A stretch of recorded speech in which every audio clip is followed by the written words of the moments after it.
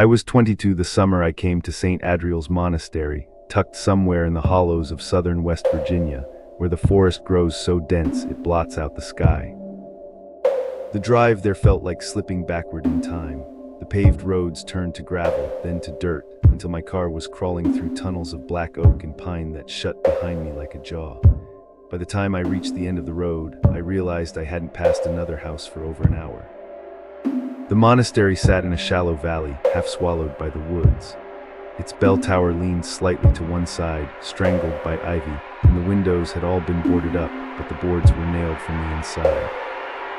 I killed the engine and listened.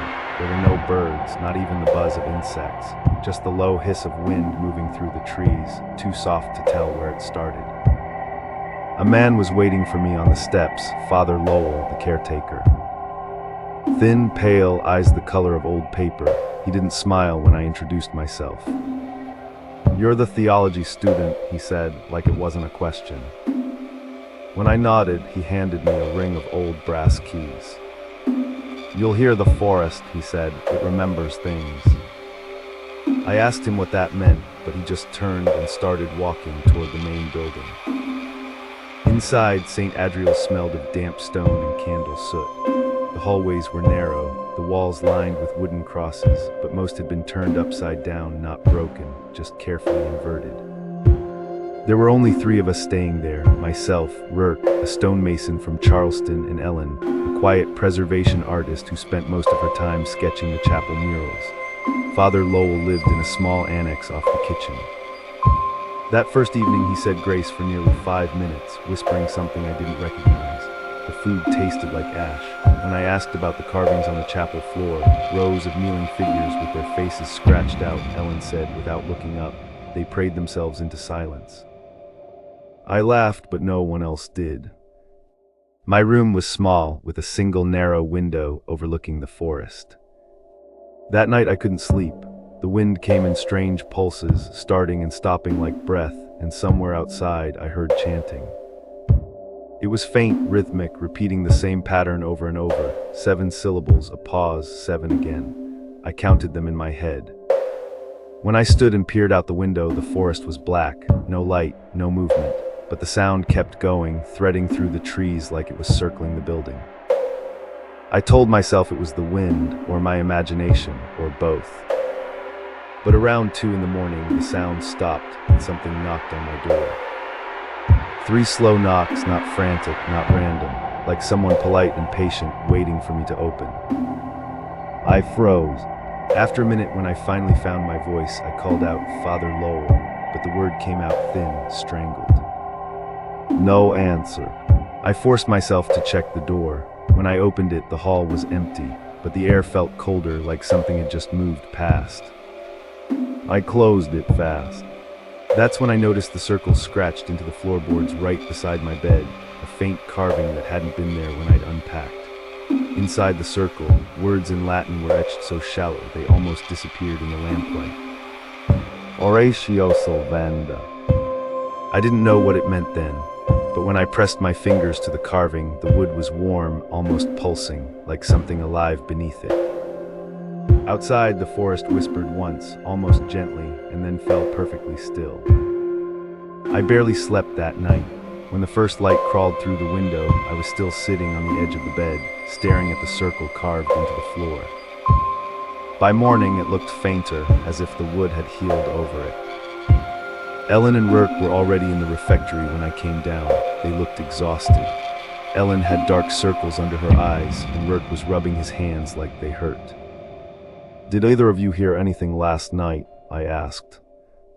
They both froze. Ellen's voice was quiet when she answered. "I heard chanting," she said, like someone whispering under the window. Rourke didn't look up from his hands. "They were saying a prayer," he muttered, "only backwards." Father Lowell entered then, carrying a bowl of water. His eyes flicked to me, then to the others. "You've been listening," he said softly. "You shouldn't." I asked him what Oratio Solvenda meant. He didn't answer right away. He just set the bowl down, dipped his fingers in, and made a shaky sign of the cross. "It's older than the monastery," he said finally. a prayer that unravels the soul instead of saving it. The monks here practiced it in secret. They thought they could cleanse themselves by surrendering their voices to the forest. He looked toward the windows as he spoke, but the forest never gives voices back. Later that day, while cleaning the old chapel, I found a hidden hatch beneath the altar, a square of stone with a ring set into it. I pulled it open, expecting a storage pit or cellar. The air that rose from below was cold enough to burn. It smelled like wet limestone and iron. Inside was a staircase spiraling down into darkness. I called out, but the echo that came back wasn't my voice. It sounded off, slower, heavier, like something repeating me with a delay. I should have told Father Lowell, but curiosity won. I lit a lantern and went down. The steps ended in a small crypt, walls covered in murals half-eaten by damp. The paintings showed monks kneeling before the forest, their faces blurred, their mouths open, their shadows stretching the wrong way. In the center stood an altar made of black stone. On it lay a reel-to-reel tape recorder, old and dusty, but still plugged into a wall socket that shouldn't have had power. There was a label on the tape. The Prayer of Undoing, 1964. I didn't mean to press play, but my thumb was already on the switch before I could stop myself. The tape clicked to life with a hiss of static. Then came voices, dozens of them, chanting in perfect rhythm, the same 7-syllable pattern from the night before. It was hypnotic. I felt the sound move through my chest, syncing with my breathing. The air seemed to thicken around me. And then under the chanting, I heard something else, a voice speaking my name. Not shouted, not whispered. Just spoken, calm, familiar. It was my voice. I slammed the recorder off and stumbled back up the stairs, my pulse hammering. When I reached the top, I realized I'd dropped the lantern somewhere below. The flame had gone out, but I could still see a faint, orange glow coming from the crypt. The chanting had started again, louder this time. That night, none of us spoke much at dinner. Ellen kept glancing at the windows, and Rourke wouldn't stop shaking his head like he was trying to clear a noise he couldn't shut out. When I went back to my room, the circle on the floor was clear again, sharper, like it had been carved anew. But the words inside had changed. Oratio Solvenda vocem tuam. The prayer unbinds your voice.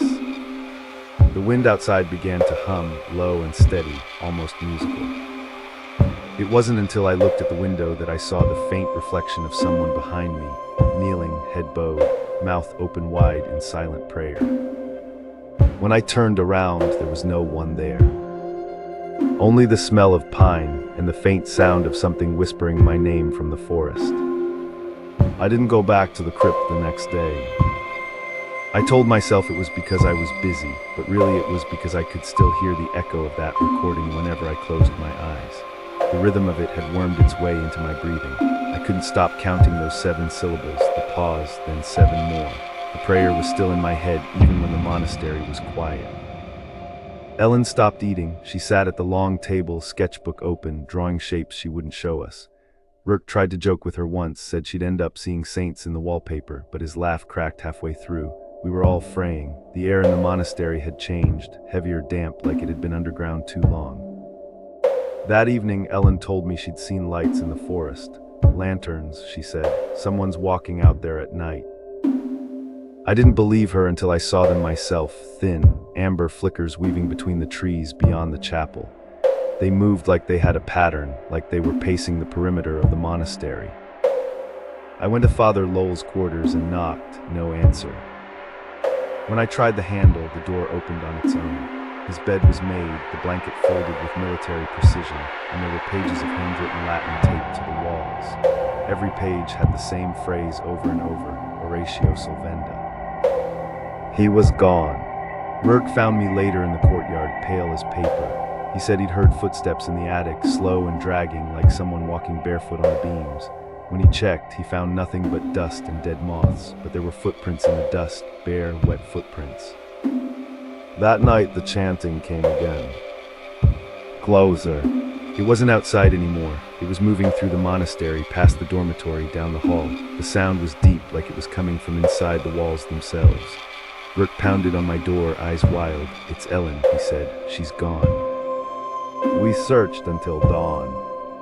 Her room was empty except for her sketchbook on the bed.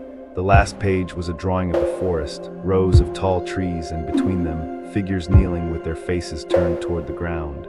Their mouths were open. At the bottom of the page, she'd written a single line in shaky pencil. "They're not praying anymore. They're listening." I told Rourke we needed to leave. He nodded, but he didn't move. His lips were moving slightly, soundlessly. When I stepped closer, I realized he was mouthing the same 7-syllable pattern from the prayer. His throat worked, but no sound came out. I backed away. He didn't even look up. The chanting rose again outside, hundreds of voices now, blending with the wind until the air itself seemed to tremble. I covered my ears, but it was inside me too, humming in my ribs, vibrating in my teeth. The lights in the forest were brighter now, moving closer to the monastery walls. When I looked out the window, I saw them. Dozens of figures walking out of the trees in single file. Not holding lanterns, burning. Their faces blackened, their mouths still moving. And leading them was Ellen. She was smiling. I stayed awake the rest of that night, listening for Rourke's voice, but the only sound was the wind brushing against the stone walls.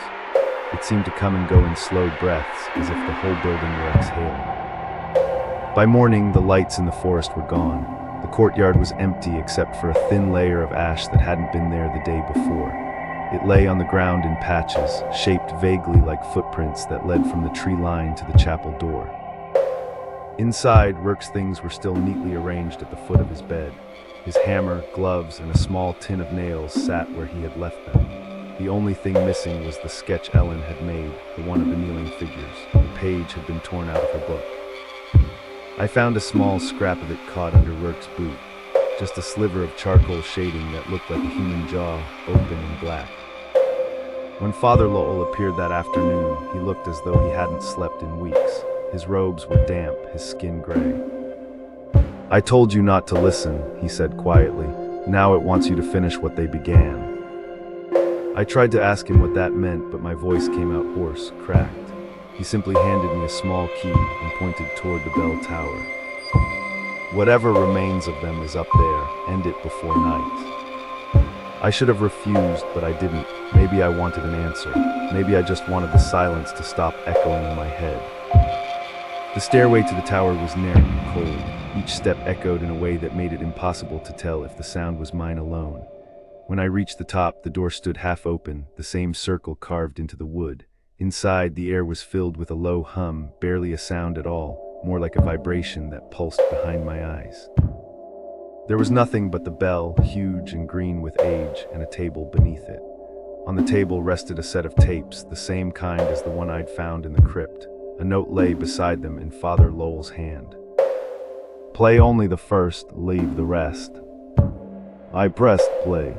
The hum deepened, the tape hissed, and then a single voice began to speak, slow, careful, almost human. "Daniel," it said, "do not answer out loud." It was my voice again, the same tone, the same cadence, only calmer. "You are not alone in this place. It keeps what it hears. It will keep you if you let it."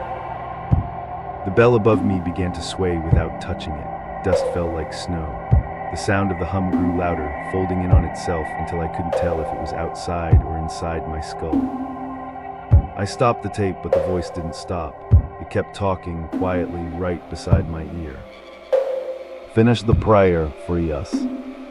The door slammed behind me. For a long time I just stood there, staring at the bell. Then I did the only thing I could think to do. I struck it. The sound was immense. It filled the tower, rolled through the forest, made the ground tremble. When it faded, everything was still. I left the key on the table and went down the stairs, my ears ringing. In the courtyard, Father Lowell was waiting. He looked at me once, then at the bell tower. "You've quieted it," he said, "for now." But as we turned back toward the main hall, I realized the wind hadn't stopped. It was carrying something new, a pattern of words half-formed, repeating again and again through the trees. 7 syllables, a pause, 7 more. I knew I should go. Instead, I found myself whispering the rhythm under my breath, trying to catch the meaning that hovered just beyond hearing. That's when I felt the vibration in my chest again, faint and familiar, and the echo of my own voice answering me from somewhere deep in the woods. I don't remember sleeping, only waking, always in the same position, sitting upright with the lamp still burning.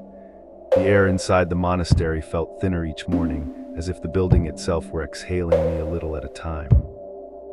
Father Lowell no longer spoke. He spent his days wandering the corridors with a small book clutched to his chest, lips moving in silence. When I tried to follow him, he'd slip away down passages that should have ended at stone walls. The forest pressed closer every evening. Through the windows it looked different now, darker even at noon, the trunks standing like the ribs of something huge. The bell never rang again after that night, but sometimes when the wind passed over the valley, I heard the faint metallic vibration of it humming against the silence. I decided to leave. Before dawn I packed what little I had and stepped outside. The air was wet and metallic. The path that had once led back to the main road was gone, replaced by low mounds of ash and moss. When I turned to look behind me, the monastery was smaller, sinking somehow into the ground. I kept walking. The forest grew thicker, but the trees were arranged in strange, deliberate rows. Between them, pale shapes knelt in the soil, carved figures maybe, or something that only looked carved. Every few steps I thought I heard breathing, though I could never tell if it was mine. After hours, or maybe minutes, I came to a clearing where the trees opened into a shallow pool of still water. The surface mirrored the sky perfectly, except that the reflection showed the monastery burning.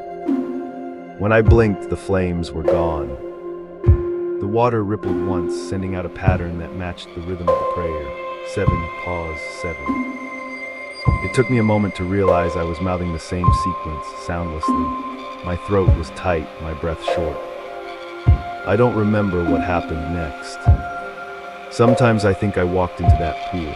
Sometimes I think I turned back and found Father Lowell waiting for me at the gate. What I do know is that when I woke again, I was sitting at a bus stop miles from anywhere, my clothes damp with ash, my suitcase beside me. The driver who picked me up said he hadn't seen another traveler all day. When I tried to thank him, no sound came out. My lips moved, but the words stayed somewhere behind my ribs.